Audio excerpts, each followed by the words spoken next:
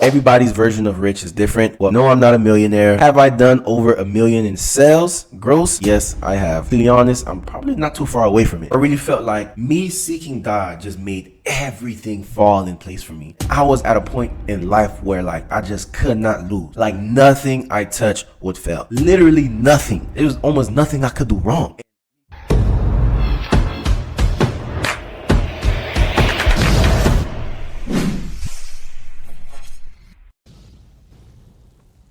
What it is, what it ain't. It's your boy Carlton with another video of anything, everything, where I talk about anything I want and everything that comes to my mind. And today, I'm going to be diving into my personal life, telling you guys how I grew up and how I got to where I am today. Now, first and foremost, I want to address what does being rich means. Being rich is a subjective term. Like I said, everybody's version of rich is different. Well, my version of rich may not be what your version of rich is. So to be completely transparent, no, I'm not a millionaire. I do not have $1 million net worth. Have I done over $1 million in sales gross? Yes, I have. But I'm not a millionaire by net worth. And to be completely honest, I'm probably not too far away from it. But that doesn't negate all the success that I have had in business. It doesn't negate everything that I learned along the way. Now to get into it, I come from a family of 5 brothers. I have another half brother. So in total is 6 boys. I have, I think, 3 sisters. Yes, my dad get around. I am the youngest. Well, I'm not the youngest. I'm a twin brother and I came out first. So my twin brother is the youngest. Currently 24 years old. I was born in the Bahamas to Haitian parents. I came to America when I was 6 months old. Didn't go to college. Completed all 12 years of high school. I graduated with a 3.5 GPA. I played football. I was supposed to go to college for football, but I took a different route. Starting from middle school, I used to sell snacks. Yes, that means I think I started from like 7th grade. I would come to school with a book bag full of chips, drinks, candy, chocolate, selling. When I was in middle school, I was working for my brother. But when I got to high school, I became my own boss. When I was in the 10th grade, I was making around $500. No, I was making $1,000 a week. I was making $500 by myself, and then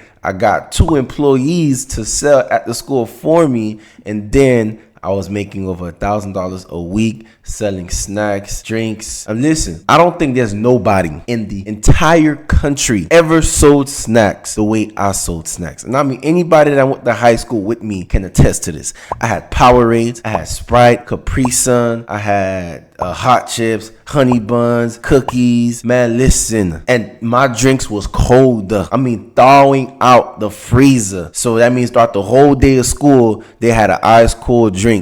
So the entrepreneur spirit always been in me. I was always, ready to get it, ready to work. The second I graduated high school, but got arrested, caught my first charge at the age of 18. From there, I got on probation. While on probation, immigration services came and picked me up. After they picked me up, I spent 2 weeks in immigration. After I bonded out, like 3 or 4 months later, I got arrested again. Thank God the charges got dropped. But unfortunately, when you're on immigration bond, if you even come in contact with law enforcement, you will be picked back up. So I was picked back up by immigration services. After I was picked up by immigration services, I spent 7 months in immigration. Now, the reason I was let out of immigration is because I married my girlfriend. If I did not marry my girlfriend, which is why you guys see this nice little ring on me, if I did not marry my girlfriend, I was not going to get out. I probably would have been in Haiti right now. Now, to give a little backstory on why I would have been sent back to Haiti, because I was born in the Bahamas. The country Bahamas do not recognize Haitian descendants. So I was born in the Bahamas, but my parents are Haitian. And because of that, since my parents are not Bahamian, Bahamas does not recognize me as the citizen of the Bahamas. Now, because I wasn't born in Haiti, Haiti does not recognize me as a citizen of Haiti. So essentially, I'm a citizen of nowhere. But because my parents are Haitian and the Bahamas wasn't going to take me back in, I was going to have to be sent to Haiti. They was going to have to make documents for me, and I was just going to be forced to go to Haiti because that's where my parents are from. So now, since I got married while I was in immigration, once I got married, I was able to file a motion to get another bond hearing. I got another bond hearing. After I got that bond hearing, posted bond. After I posted bond, the state came and picked me up because violation of probation. Any contact with law enforcement is a violation of probation. So boom, county came and picked me up. I did another 2 months in the county. So in total, I did 9 months. After them 9 months, I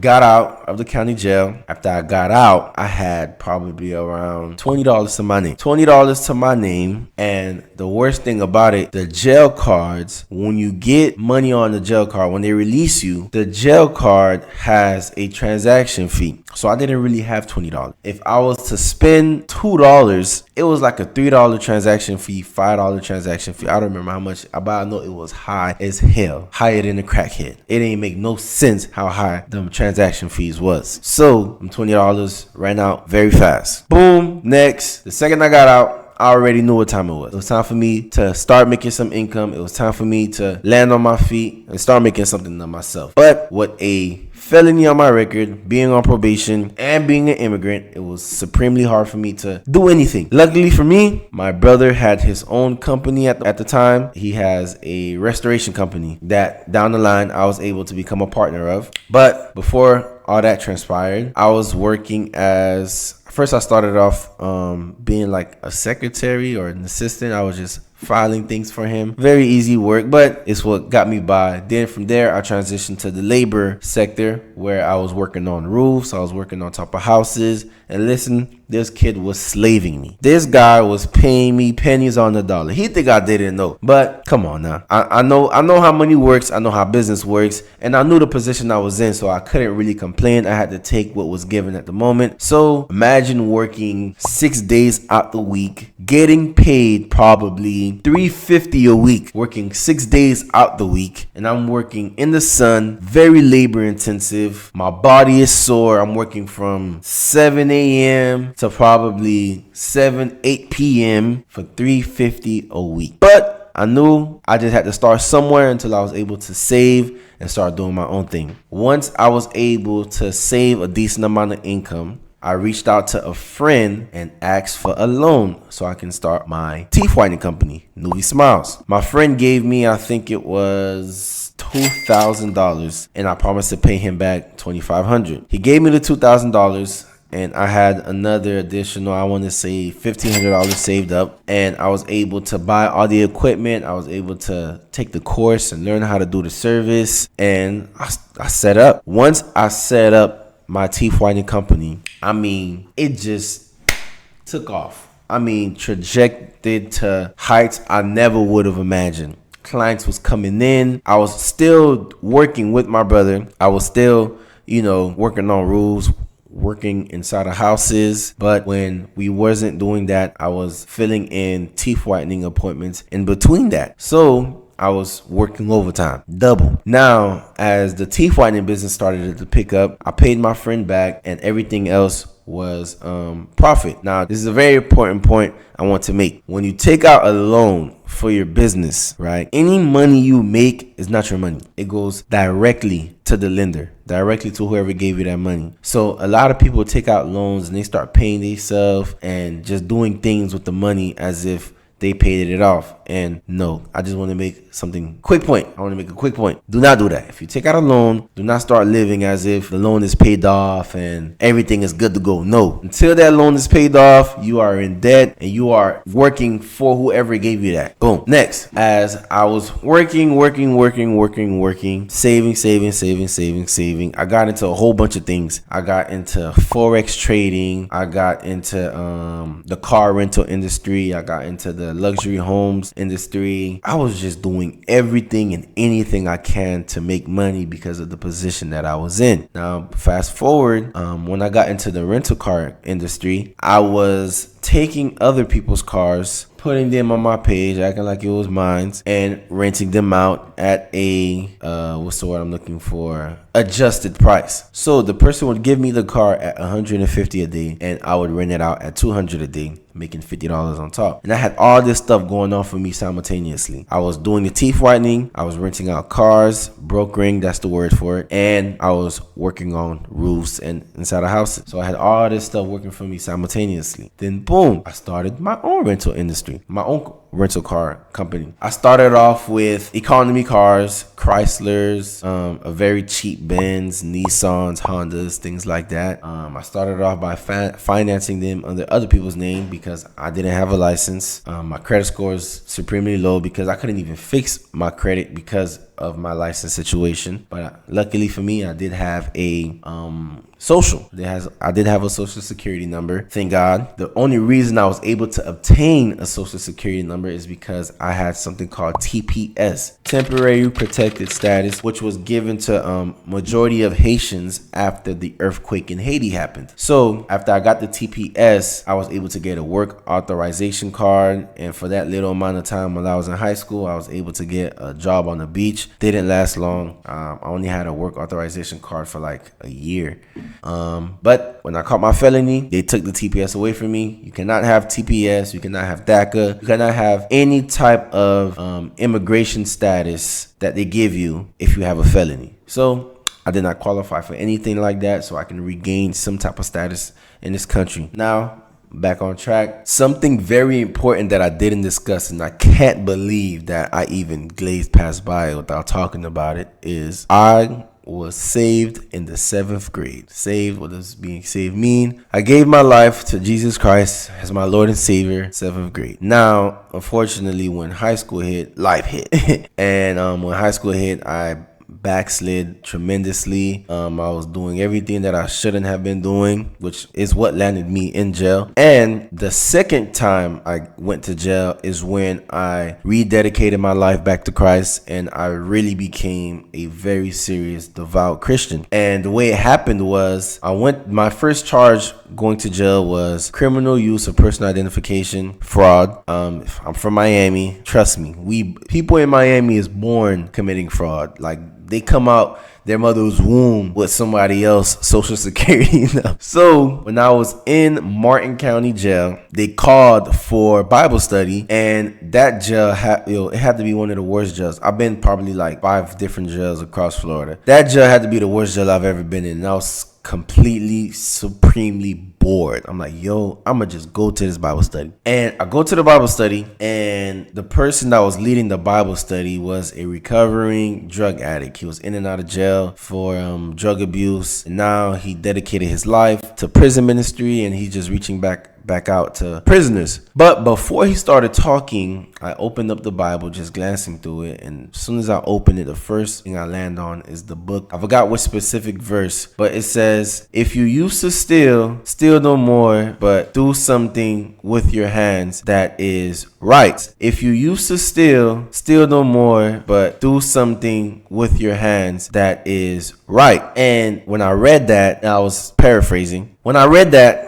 I just started crying because I knew where my foundation lied. I knew where, like, how I was raised, and the truth that I came to. And I just gave all that up to chase the things of the world. And honestly, it was kind of embarrassing because you do not want to be in jail with a whole bunch of men crying. Trust me. So I had to quickly wipe my tears and get back right. My faith has honestly been like a huge monument to the reason why I'm in the position I'm in now. Because when I first got out, I really, really dedicated my time to seeking God and learning more about Him and learning more about the Word and just expanding my knowledge. And I can honestly say the verse says, seek first the kingdom of God and everything else will be added to you. I really felt like me seeking God just made everything fall in place for me. Everything, I mean, financially, physically, mentally, like everything just fell into place for me. And I was at a point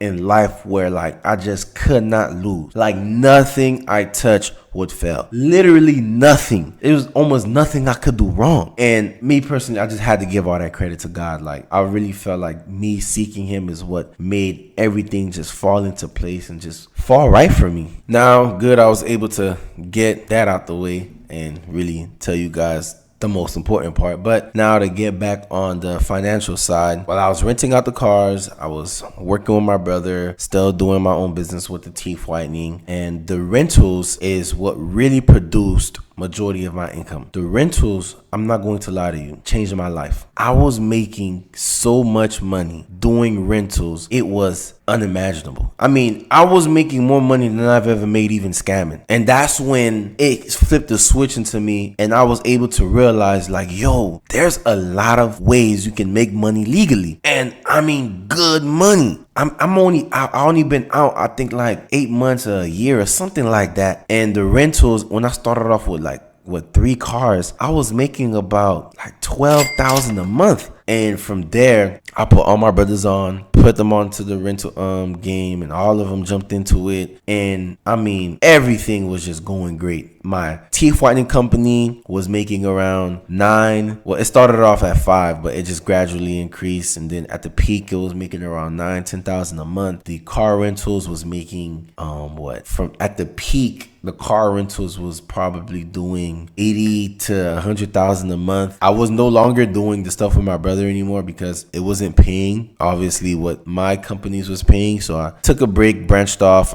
got out of home restoration game. I strictly focused on my companies. Now, one thing that I didn't mention was, even while I was when I first started off with my teeth whitening company, Nuvi Smiles, when I first started off, it didn't take off that quick. Like, not as soon as I started off, it took off. No. When I first started off Nuvi Smiles, I was doing Uber Eats, Postmates, and DoorDash simultaneously. So this is how my schedule would look. I would wake up 7 a.m., go on the roof, do a tarp job, leave the tarp job probably around like 5. I would go home, shower, take my wife's car, because I didn't have a car at the time. I had probably had like $1,000 to my name. Take my wife's car. I signed up with Uber Eats, Postmates, and DoorDash under her name. The reason I didn't do a regular Uber is because it was too much liability. I couldn't risk doing Uber under my wife's name, picking up people, and especially I didn't have a license. So I was riding dirty. Now, boom, I'm doing Uber Eats, Postmates, DoorDash, simultaneously picking up orders. Second I pick up an order, drop off an order. By the time I drop off an order, another order from another app or the same app will come through, and I'm just working from, I want to say, from 6 to probably around 11. Then wake up the next day and do the same thing. So I didn't jump from, thing to thing and everything was just going great. No, like at that time of my life, it was super hard. I mean, I would be in bed just thinking like, yo, do I really have to do all this? Like, is there no other way for me to still be successful without having the luxuries of being a citizen and not having a record? And I didn't come up with nothing else. So I just continued to work hard and continue to slave, honestly. Luckily for me, all the seeds I planted began to bear fruit and everything just took off for me. I was able to start networking. I was able to learn more from people. I was able to get into real estate. I was able to be introduced into the luxury home game by networking with other people that was part of the car rental industry. Because one thing I realized, especially in Miami, if they do car rentals, 9 times out of 10, they're probably doing home rentals also. So I was able to get into that industry and everything just took off for me. Now I'm doing credit repair. That's already doing well. I'm doing over $20,000 a month with credit repair. I'm more involved in ministry. A few weeks ago, I did my second time preaching. I don't know if I have any video of it, but I would probably give you guys a clip if I do. I had my second time preaching. Right now, my main focus is building up my businesses and also reaching back out to the youth. Like, my biggest thing right now is reaching out to young men, because even though I didn't have a lot of privileges, life could have went completely different for me if I had better guidance, if I had someone teaching me about life and money. Unfortunately, I didn't have those perfect role models. And even though my older brothers was, lecturing us, we didn't take heed to it. So we needed reinforcements to come back and reinforce what my brothers was trying to instill in us. And that's what I'm trying to do. I'm either trying to be that reinforcer, or I'm trying to be the first person to be able to tell these young men what to do and what not to do. Because I'm realizing, especially now, the last season I was a youth football coach, and I was completely blindsided to what took place. Like, the way these young men are growing up is crazy. Mentality they have at 13 years old, 12, 13, you would be so shocked. The way I've seen these kids interact with their parents. Lord have mercy. I just know that has to be the calling on my life. Like, my biggest focus is going after young men and men, period, to bring back a sense of masculinity that we've lost, to bring back a sense of authority. And honestly, the money is good. I love business. I love meeting new people. I love being able to provide a life for my family. And on top of that, I love teaching. I love helping people grow. I love spreading the gospel. I love telling people about Jesus and what he's done for my life. I love all the aspects of that. And I even love interacting with people that don't believe in the same things that I believe. I love picking their brains and getting their perspectives. And honestly, that's one thing I realized about making money, right? Once you've passed a certain number, all you can do is make more, right? Then you come to realize, like, it's so much more that comes with life. And that's one thing I realized too. Like, a lot of people that I've encountered that, you know, makes a lot of money, I realized that there's a hobby that they possess that separates the money aspect, right? Whether it's like, I have one friend that's a wine connoisseur. Like, he loves learning about wine and just the wine world. I have another friend that just loves traveling and learning about different cultures. I have another friend, on his spare time, he teaches. So it's like, you realize, even though when you're making money, you still have to find something that brings meaning, you know? Now, off the top of my head, that's my backstory. That's how everything went for me. That's how I got into this country. That's how I am where I am now. And hopefully you guys got some motivation off of my story. Please like and subscribe this video, as I will be dishing out more content on my personal life, how I got to where I am now, what's in store for me, and also to teach you guys more about business from what I've learned and my perspectives. See you later.